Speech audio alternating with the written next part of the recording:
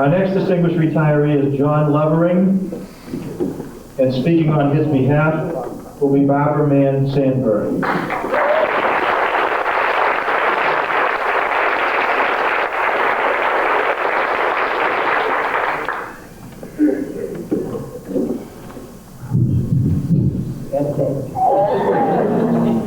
I hope I printed this large enough for me to see. John came and asked me to speak for him. He literally said, "There's nobody else left." So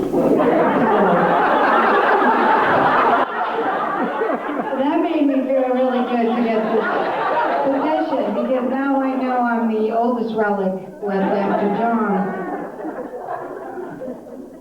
I'm always glad to see John. He's always in such a great mood, whether his hair is up or down.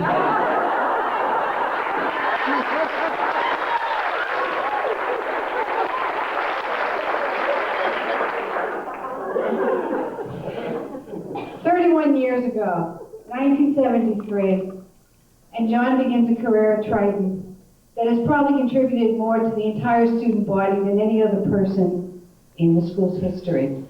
And I'm supposed to sum it up in 3 minutes, but since no one else has, I guess I'm okay here. I was thinking of all the things and reminisced through all the things I could tell about John. I thought I'd have to leave out all the facts that he actually taught most of the science courses in the school at one time or another. He helped to write the award-winning program New England in the Sea curriculum, in which countless students benefited from, the staff as well. I learned a lot of things in that program. I learned that if you are very overweight, never jump down onto the salt marsh mud. Because only your arms and head will be sticking out. And unless the kids all unbury you before the tide comes in, you can be in for a tough time. It was a great program, and everyone thanks John for that.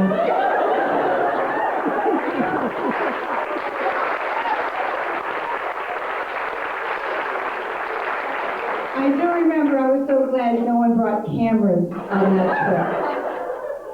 John was our first and only gifted and talented coordinator in the school. He brought enrichment to everyone. Our truly gifted students were the ones that got to miss the regular boring class and go down to John's little windowless, overstuffed semi-closet of a room that they put him in for the kids to work on a project of their own choosing.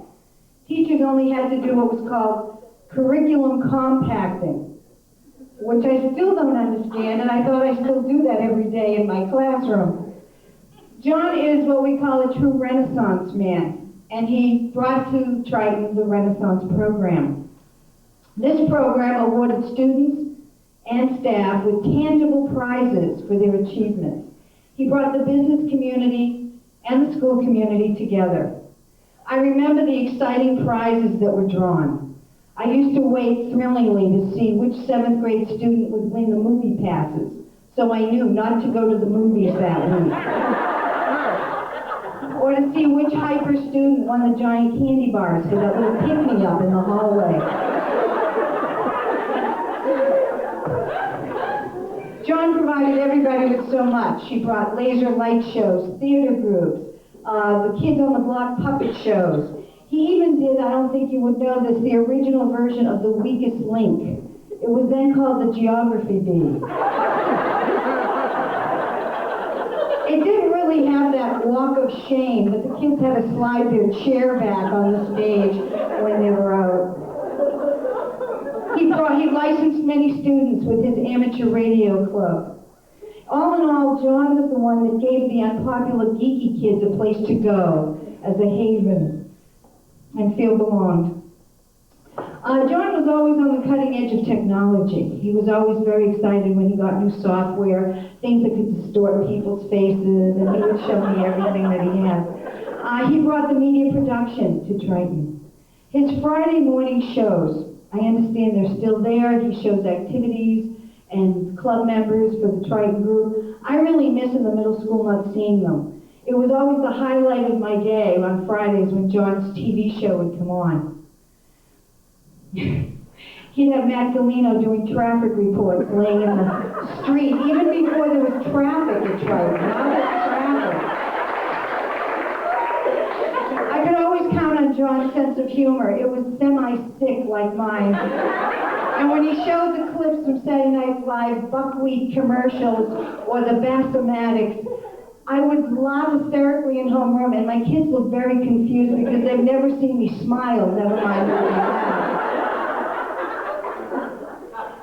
John's technology helped enhance everyone's curriculum so well. When my classes were assigned to write songs about rocks and minerals, John decided to help me tape them, and we turned them into the infamous rock videos. One group, while taping down in the auditorium, decided to enhance their props with sparklers. John, I can tell you remember this one. They had a volcano that literally caught into flames as John was videotaping. He let the tape continue running as he ran frantically looking for a fire extinguisher. He put out the fire. The kids were in tears. He retaped over it, thus I lost my $10,000 chance to win an America's Home Video.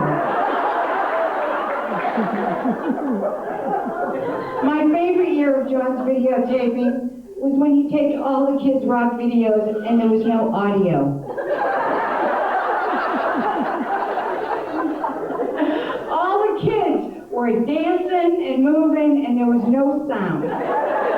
So John had them all come down one by one into his studio and have them dub in the words as they watched themselves on the tape. Well, that year it looked like the worst Japanese Godzilla movie. Because none of the words matched the movement of their voices, I found that was the year's most entertaining rock video. On a more personal note, John was my mentor. As a new teacher at Triton, I used to stand in the back prep room and watch him teach. I was amazed at his style, I was amazed at his demos, and then I would go into my room and try to mimic them as best as I could. Of course, I had to add the meanness and the sarcasm because John had none of that for his students. So that was my style. But John basically did literally change my life. You may not realize it, but it was John, 22 years ago, who really gets the credit for being the founder of Massachusetts Odyssey of the Mind and ultimately Destination Imagination program. He came to me with a book, Creative Problem Solving. And with the words, hey, do you think this would be fun to do with the kids? Well, he was my mentor and I was new and I was sucked in and I said, yeah, okay. And after a few years, John left and I was still doing that. But I'm not quite sure why John stopped coaching OM at the time. Perhaps it was because of the exotic trips that we got to take. I don't know whether I was trying to think of what stories to tell, there were so many. If it was the 12-hour bus ride to the University of Maryland with 28 kids in the rain, I never saw a bus driver unload and drive away so fast, leaving us in the pouring rain.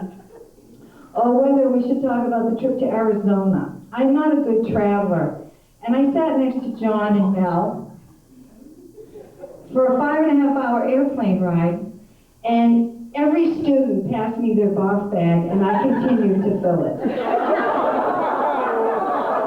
And John and Mel sat there for 5.5 hours, and they even enjoyed their lunch that was served, as I continued to heave. Can you imagine? They used to serve food on planes, you know? The trip was even a bigger challenge on the way home. They didn't want a repeat performance, so I was doped up and drugged with so much Dramamine that I didn't even know what day it was. Until the flight was canceled, and we were stranded in Phoenix with a lot of kids walking across an airport runway, and I don't remember much after that at all. But as in a wonderful life, I know John cannot even imagine at this point how much impact he's had on the kids in the state of Massachusetts.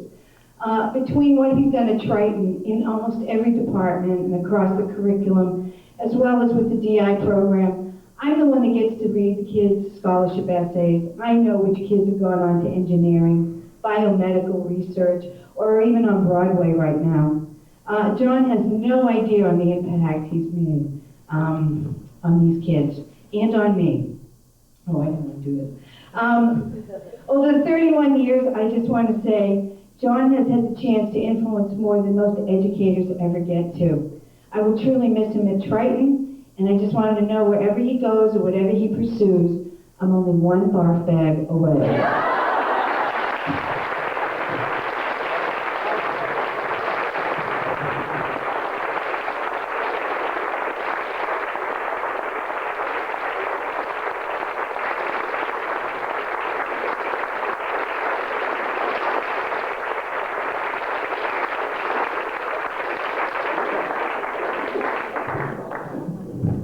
I will be very, very brief. Barbara, thank you so much. Brought back some wonderful memories. And you know, we talked about it, this woman has been state director for Odyssey of Mind for 20 years.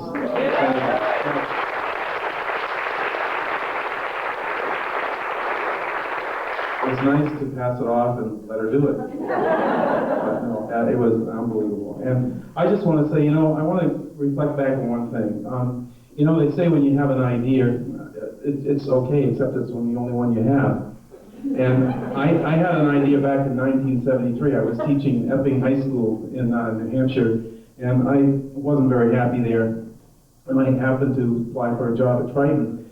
And the idea was maybe I should take the job, and I met Pike Messenger, and I came down to Triton, and I got the job. I had a student teach there, or actually substitute teach there, the day that we sort of had a tryout, and I substituted for this teacher whose job I was going to replace.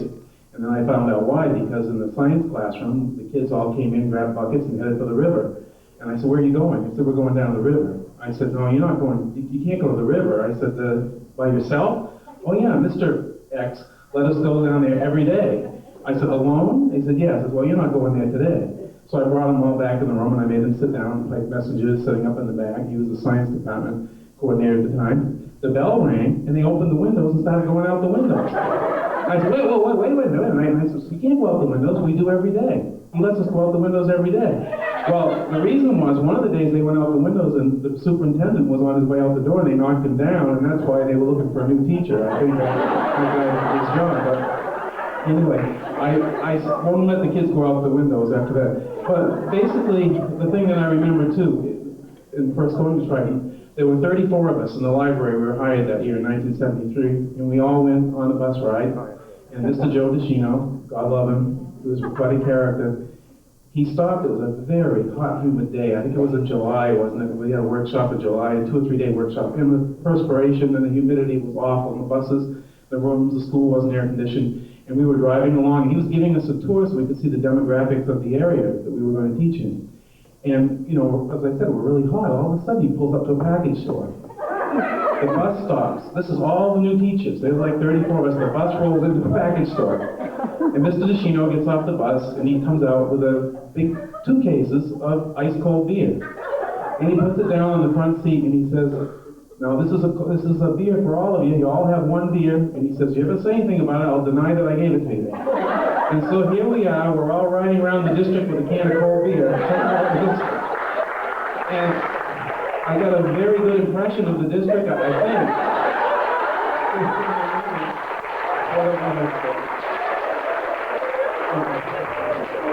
I would like to thank the Triton Regional Teachers Association and the school committee and the administration. Barbara, today also, this is a wonderful party, and I really enjoyed it. Mr. John Muxey, who I have a great deal of admiration for, this guy is something else.